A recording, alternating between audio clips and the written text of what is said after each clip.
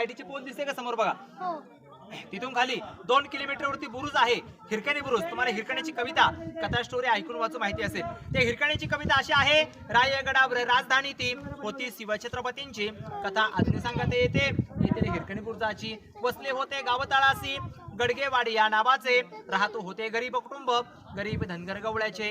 आई बायको तहाना मुलगा, कुटुंब होते छोटेसे, शोभत होते हिरा नावत्या तडपदार घरवालीचे. सांध्या सकाळी हिरा येत असे, दूध घेऊन गडावरी चालत होती उपजीविका त्याने केच्या धंद्यावरती.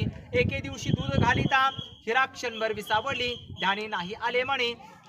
कधी सांजे वेळ टवून गेली, सूर्यदेवता मावळता बंद झाले गडाचे दरवाजे. मनात भ्याली हिरा म्हणाली, घरी ताणे बाळ माझे. बाळाचे ते 8वे झाली, ती माये माऊली वेडी पिसी. कडा उतरून धावत जाऊनी, बाळाला ती घेई खुशी.